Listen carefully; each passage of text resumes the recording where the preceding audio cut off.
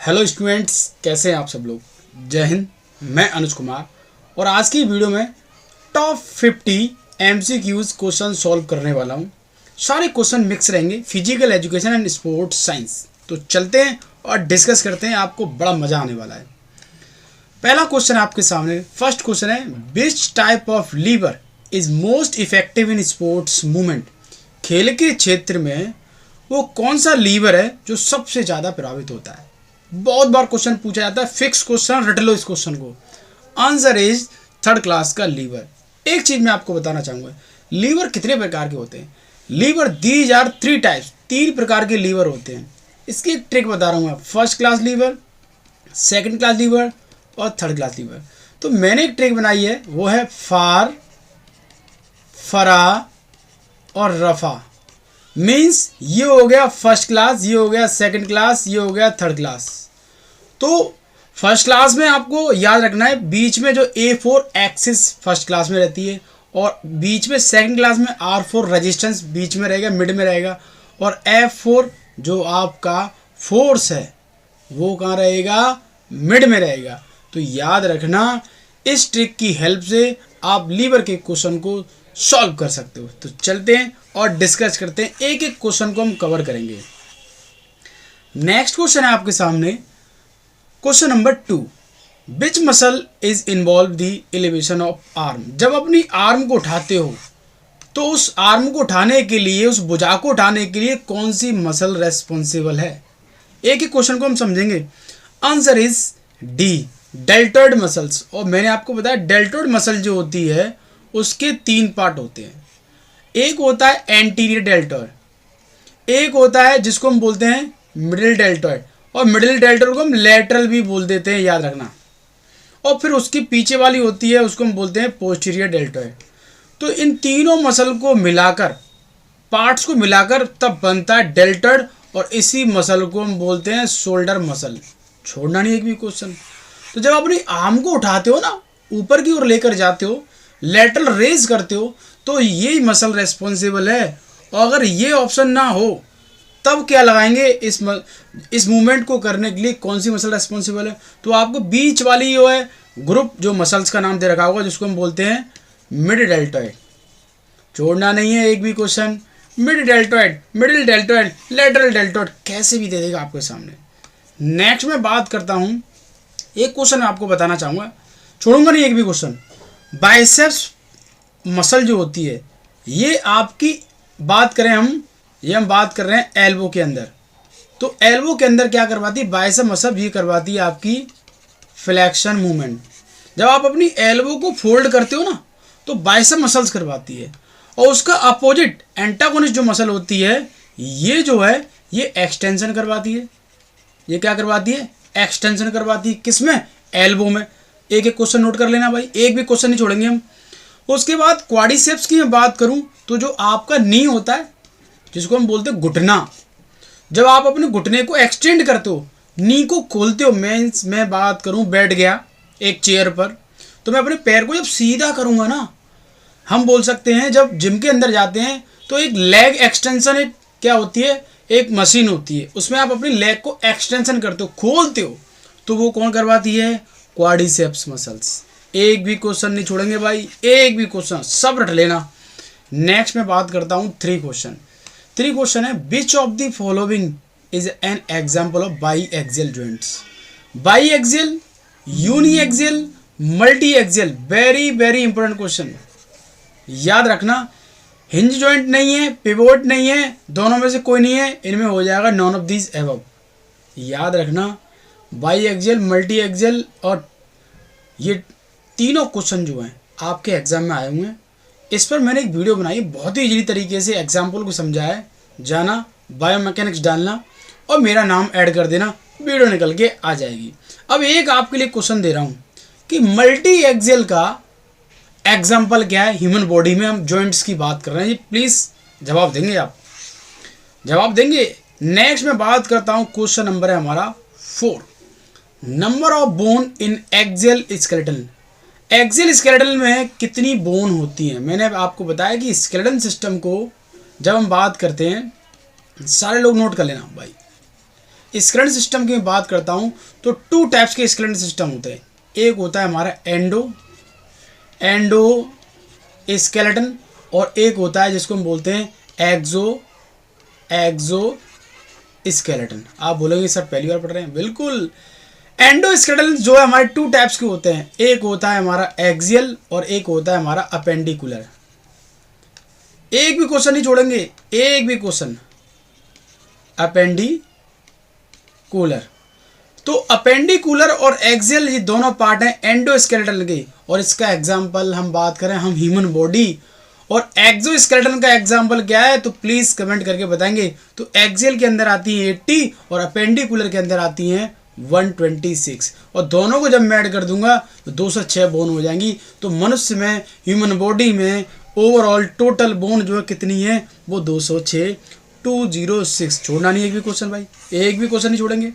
आगे बढ़ते हैं हम। नेक्स्ट हम बात करेंगे क्वेश्चन नंबर है 5। ये क्वेश्चन आपको बहुत डाउट करने वाला है। Movements possible in condyloid joint. कलाई में हम बात कर रहे हैं, कलाई, कॉन्डिलाइट मतलब कलाई। तो कलाई में आपको जॉइंट्स देखने को मिलता है, वो फ्लेक्शन, एक्सटेंशन, अबडक्शन और अडक्शन। ये 4 टाइप्स के मूवमेंट्स हमारे कलाई में कॉन्डिलाइट जॉइंट्स में देखने को मिलते हैं। Answer is C. छोड़ना नहीं एक भी क्वेश्चन। नेक्स्ट में बात करता हूं question number 6। The cartilage which serve to question to impact of large force on bone and is called. लंबी हड्डियों के एंड पर एक कार्टिलेज देखने को मिलती है और उस कार्टिलेज का नाम क्या है? Answer is B, hyaline cartilage. और इसी हेलाइन कार्टिलेज को हम बोलते हैं आर्टिकुलर कार्टिलेज। छोड़ना नहीं है भाई एक भी क्वेश्चन। हेलाइन कार्टिलेज को आर्टिकुलर कार्टिलेज बोलते हैं। एक मैं आपके लिए क्वेश्चन छोड़ रहा हूँ, तैयारी कर रहे हैं ना तो जवाब तो देना पड़ेगा। तो फाइब्रस कार्टिलेज का एग्जाम्पल क्या है? हमारी फाइब्रस कार्टिलेज ह्यूमन बॉडी में कहाँ देखने को मिलती है? प्लीज कमेंट करेंगे। आगे हम बढ़ते हैं भाई, एक एक ऑप्शन को डिस्कस करेंगे जो हमारे एग्जाम में आए हुए हैं। याद रखना एक ही वीडियो में 50 क्वेश्चन है, लगभग 200 के समथिंग जो है क्वेश्चन हो जाते हैं जब मैं एक एक क्वेश्चन को जब डिस्कस करता हूँ, टच करता हूँ। तो ये बात आप अच्छी तरीके से जानते हैं। 4th generation but fibre lengthening is also known as. जब आप कोई भी एक्टिविटी करते हैं, कोई मूवमेंट करते हैं, तो अब जब आप एक्टिविटी करते तो मस्कुलर कॉन्ट्रैक्शन होता है, कॉन्ट्रैक्शन रिलैक्सेशन की प्रक्रिया जो है हमारी मसल्स में चलती है। तो जब हम बात कर रहे हैं लेंथनिंग की बात कर रहे हैं तो मतलब बढ़ना, और वो कौन सी एक्सरसाइज में, वो कौन से मेथड में, कौन सी जगह देखने को मिलता है, इस तरीके से पूछ लिया जाता है। उसको बोलते हैं इसेंट्रिक कॉन्ट्रैक्शन। इसमें क्या होता है? बढ़ना, इंक्रीज होना मसल साइज का, और मस्कुलर कॉन्ट्रैक्शन मतलब सिकुड़ना। याद रखना। नेक्स्ट आगे बढ़ते हैं, क्वेश्चन नंबर है हमारा 8। Very very important question. The force acting on a runner near the end of a race. मतलब जब कोई भी खिलाड़ी दौड़ने की बात करता है या दौड़ता है या एक्टिविटी करता है तो उसके शरीर पर किन किन चीज़ों का प्रभाव पड़ता है। तो आप इस बात को जानते हैं, अगर वेट ज़्यादा होगा तो हमारी बॉडी मूवमेंट नहीं कर पाएगी। याद रखना। अगर फ्रैक्शन की हम बात करें, फ्रैक्शन जो है बिल्कुल ही नहीं लग रहा हो, आप जानते हैं जिसको हम बोलते हैं घर्षण बल। अगर बहुत ही सर पे चीकना कर दूं, क्या आप दौड़ पाएंगे? नहीं दौड़ पाएंगे ना। बारिश जब हो जाती है, ग्राउंड में जब दौड़ने के लिए जाते हैं, आप दौड़ पाते हैं? नहीं, क्योंकि फिसलता है। एयर रेजिस्टेंस, एयर रेजिस्टेंस का मतलब होता है वायु प्रतिरोध, कि आप ग्राउंड में दौड़ने के लिए जा रहे हैं और बहुत तेज हवा चल रही है, क्या आप दौड़ पाते हैं? डिफिकल्टी आती है ना। तो मीन्स ये बोला डिफिकल्टी वेट से भी आती है, एयर रेजिस्टेंस से भी आती है और फ्रैक्शन से भी आती है। Answer is D. आगे बढ़ते हैं, क्वेश्चन नंबर है हमारा, नेक्स्ट है हमारा 9 question. Question number 9। Technique of ossification of bones right hand is use to determine. जब बचपन में, आज से 20 साल पहले चले जाओ, स्कूल में दाखिला होता था, एडमिशन होता था, तो इस तरीके से कान को पकड़ते थे कि जो कान पकड़ लेगा उसी बच्चे का एडमिशन होगा स्कूल में। अगर नहीं पता है तो मम्मी पापा से पूछना, आप वो बताएंगे। तो उससे हम क्या डिफाइन करते थे? उससे हम एज डिफाइन करते थे।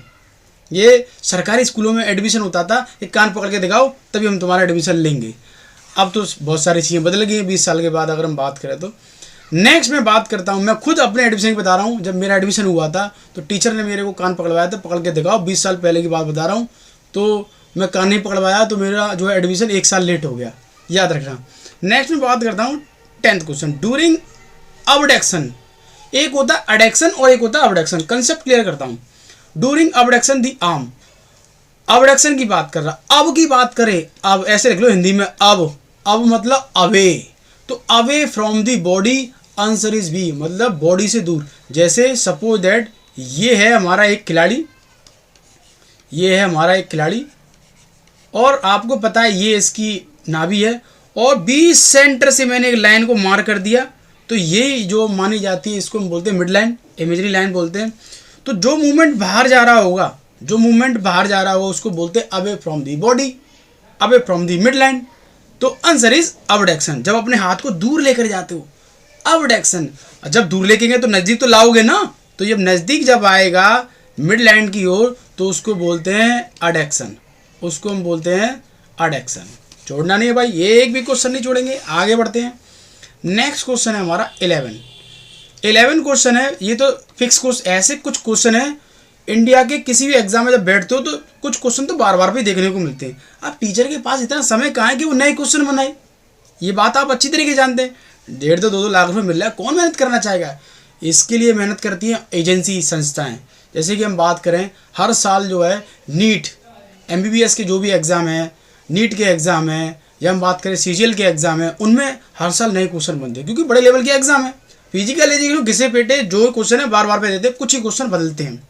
Next, bending forward of the trunk in example of movement. जब आप अपनी कमर को ऐसे डाउन करते हो, ट्रंक को डाउन करते हो, तो वो किस प्लेन में हो रहा है। मैंने प्लेन की वीडियो बना रखी है और आप एक बार उसको देख लेंगे ना तो दुनिया का कोई भी क्वेश्चन आ जाएगा आपके सामने, उसको कर दोगे, देखना जरूर। तो वो है आपका सजैटल प्लेन। मैंने आपको बताया कि सजैटल प्लेन में क्या होता है। हम बात करते हैं फॉरवर्ड और बैकवर्ड। फॉरवर्ड बैकवर्ड मूवमेंट की बात होगी, आमने सामने आगे पीछे, तो वो हो जाएगा सजैटल प्लेन में। और साइड टू साइड बात होगी, हम बात कर रहे हैं साइड टू साइड जब मूवमेंट होगा, जैसे lateral raise, answer is frontal plane. जब हम बात करेंगे कि हमारी बॉडी रोटेटरी मूवमेंट में चल रही है तो ट्रांसफर प्लेन या हॉरिजॉन्टल प्लेन, उसको हम बोलते हैं रोटेशन मूवमेंट जो भी होगा। छोड़ना नहीं है एक भी क्वेश्चन। आगे बढ़ते हैं, चलो भाई। नेक्स्ट हम बात करते हैं, क्वेश्चन नंबर हमारा, क्वेश्चन नंबर है यस वर्टिकल। 12 क्वेश्चन है, द वर्टिकल एक्सिस पासेस। तो वर्टिकल एक्सिस पासेस तो perpendicular ground, option A. Next हम बात करते हैं, और यहाँ पर जो है प्लेन से बहुत सारे क्वेश्चन देखने को मिल रहे हैं। नेक्स्ट है 13 क्वेश्चन है, 12 हो गया। यस 13 क्वेश्चन की बात करूँ, 13 क्वेश्चन है, ट्रिपेजियस मसल हेल्प इन। जो आपकी गर्दन में पीछे इस तरीके की समलव आकार की मांसपेशी होती है, इस तरीके की, उस मसल का फंक्शन क्या है। आंसर इज डी, वो पुशिंग द नेक। यस, यहाँ पर बैकवर्ड लिखा हुआ है, बिल्कुल। तो आपकी यहाँ पर फॉरवर्ड आपको देखने को मिलेगा, बैकवर्ड ऑप्शन यहाँ पर जो है मैंने फॉरवर्ड नहीं देख रखा है, ऑप्शन हमारा हो जाएगा यहाँ पर क्या बोलते हैं, ए हो जाएगा। पीछे करती है, आगे नहीं करती, मतलब हम बोल सकते हैं कि नेक एक्सटेंशन होता है। यस, आगे बढ़ते हैं। ट्रिपेजियस मसल्स का जो है मूवमेंट्स कराने में अपनी रोल को करती है। नेक्स्ट है 14 क्वेश्चन में बात करूँ, therapeutically eddy current is used. तो आप जब कोई भी या मसाज या थेरेपी करते हैं तो वो क्या करती है, प्रोड्यूस हीट करती है। क्या करती है, प्रोड्यूस हीट करती है। ऑप्शन ए हो जाएगा हमारा। नेक्स्ट हम बात करते हैं, क्वेश्चन नंबर है हमारा 15 क्वेश्चन है, विच component in a human body purify blood. तो आपको पता है ब्लड को प्यूरिफिकेशन करने का काम कौन करती है, वो है आंसर इज सी, किडनी का काम है फिल्ट्रेशन का काम, प्यूरिफिकेशन का काम। मानव शरीर में जो प्यूरिफिकेशन की बात की जाती है तो किडनी के द्वारा ही। नेक्स्ट हम बात करते हैं, which is the largest gland in human body. मानव शरीर की सबसे बड़ी ग्रंथि कौन सी है, answer is C, liver. Pancreas एक ऐसी ग्लैंड है जो हार्मोन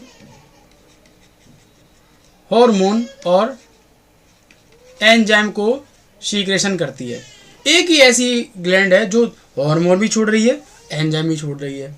पीनियल ग्लैंड्स आपके ब्रेन में देखने को मिलती है। ये हमारी बायोलॉजिकल जो क्लॉक होती है, जो हम बोल सकते हैं कि जो सोने की जो प्रक्रिया होती है उसमें अपनी भूमिका को निभाती है। छोड़ना नहीं एक भी क्वेश्चन। आगे बढ़ते हैं। नेक्स्ट है हमारा क्वेश्चन नंबर है 17। क्वेश्चन नंबर 17 है what is a necessary to keep body strong and safely. अपने शरीर को किस तरीके से शेड्यूल मस्त हैप्पी रख सकते हैं। तो रेस्ट भी करना ज़रूरी है। अगर रेस्ट नहीं दोगे ना तो डार्क सर्कल बन जाएंगे, क्योंकि आजकल के हमारे खिलाड़ियों में डार्क सर्कल का बहुत बड़ा जो है एग्जाम्पल देखने को मिलता है। पूरी रात भर व्हाट्सएप इंस्टा पे चैट करना, नींद ना लेना, बैलेंस डाइट नहीं ले रहे हैं, कुपोषण का शिकार हो जाएंगे। एक्सरसाइज नहीं कर रहे हैं प्रॉपर तरीके से तो मस्कुलर कॉन्ट्रैक्शन जो है थमता जाएगा। मांसपेशियाँ पूरी प्रॉपर तरीके से मूवमेंट्स इन्वॉल्व नहीं होंगे तो दिक्कत होगी, और लैक ऑफ फिजिकल मूवमेंट्स की वजह से बहुत सारी प्रॉब्लम होती हैं। तो ऑप्शन क्या हो जाएगा हमारा? ऑप्शन हो जाएगा हमारा डी। एक भी क्वेश्चन नहीं छोड़ा है भाई, एक एक क्वेश्चन के कंसेप्ट को क्लियर करेंगे। नेक्स्ट क्वेश्चन है हमारा 18 क्वेश्चन है हमारा, वेरी वेरी इंपॉर्टेंट क्वेश्चन है। Select the correct sequence of the organ of human body in descending order. Descending order में हमें क्या करना है? डिसेंडिंग ऑर्डर में इसको लगाना है। तो हो जाएगा हमारा ऑप्शन सी, नोज, नाक, लैरिंग्स, ट्रिकिया एंड लंग्स। ऑप्शन हमारा हो जाएगा सी। नेक्स्ट हम बात करते हैं, क्वेश्चन नंबर है हमारा, क्वेश्चन नंबर है, आगे बढ़ते हैं। यस, एक मिनट रुकेंगे। यस, क्वेश्चन नंबर है हमारा, क्वेश्चन नंबर 19 की तरफ बढ़ते हैं। क्वेश्चन नंबर 19 बोला है, इसमें क्या करना है? मैच करना है। कॉम्बिनेशन जो दे रखे हैं हमारे सामने, ऑप्शन दे रखे हैं, उनको मैच करना है। तो इस बात को आप अच्छी तरीके से जानते हैं कि ओबेसिटी जो है सबसे ज़्यादा कहाँ देखने को मिलती है, और लीनियरिटी, मस्कुलरिटी और फ्लेक्सिबिलिटी। तो यहाँ पर कुछ पार्ट्स भी दे रखे हैं, उनको या कुछ इंस्ट्रूमेंट के नाम भी दे रखे हैं। तो फ्लेक्सिबिलिटी को मेजर करने का कौन काम करता है भाई? गोनियोमीटर करता है, पहली बात। उसके बाद अगर मैं ओबेसिटी की बात करूं, ओबेसिटी तो मोटा आदमी है तो वो होगा आपका एंडोमोर्फ, चलो ठीक है। मस्कुलरिटी की मैं बात करूं तो वो होगा हमारा मीसोमोर्फ, एथलीट टाइप की बॉडी होगी, एथलीट टाइप्स की बॉडी होगी। और लीनियरिटी की बात करूं तो मरा हुआ दुबला व्यक्ति होगा, गोंड पर्सन होगा। तो ये हो गया हमारा एक सीक्वेंस ऑर्डर आप लगा सकते हैं। नेक्स्ट हम बात करते हैं, क्वेश्चन नंबर है हमारा, क्वेश्चन नंबर है 20। Where is a bone called tibia found in human body. मानव शरीर में टिबिया बोन है, वो कहाँ देखने को मिलती है? वो मिलती है आपके फीट में। तो यहाँ पर ये ऑप्शन गलत रहेगा, फीट नहीं, यहाँ पे लेग होना चाहिए था, ठीक है ना। थोड़ा अजीब सा लग रहा है, फीट मतलब पैर होता है। और वैसे तो आप दिमाग लगा सकते हैं, लेग मतलब पूरे पाँव की बात कर रहा है। तो पाँव, लेग में जो है आपकी टिबिया, टिबिया जो होती है उसको हम शिन बोन के नाम से जानते हैं। टिबिया को क्या बोलते हैं हम? शिन बोन के नाम से जानते हैं। आ जाओ भाई, नेक्स्ट मैं बात करता हूँ, क्वेश्चन नंबर है हमारा 21 क्वेश्चन है, how many chamber are there. Very easy question. Chamber मतलब कितने होते हैं? 4 होते हैं। तो एक आपके लिए क्वेश्चन है, लंग्स में कितने लोब्स होते हैं? बता के दिखाना आप। लंग्स जो होता है उसमें लोब कितने होते हैं? प्लीज कमेंट करेंगे भाई।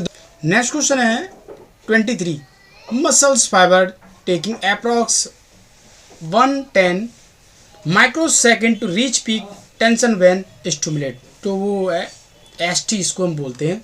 नेक्स्ट में बात करूँगा, क्वेश्चन नंबर है हमारा, क्वेश्चन नंबर है 24। भाई कुछ ऐसे क्वेश्चन है जिनको आप रट लेना, क्योंकि वो बहुत कम देखने को मिलते हैं, वो आएंगे तो भूल जाएंगे आप।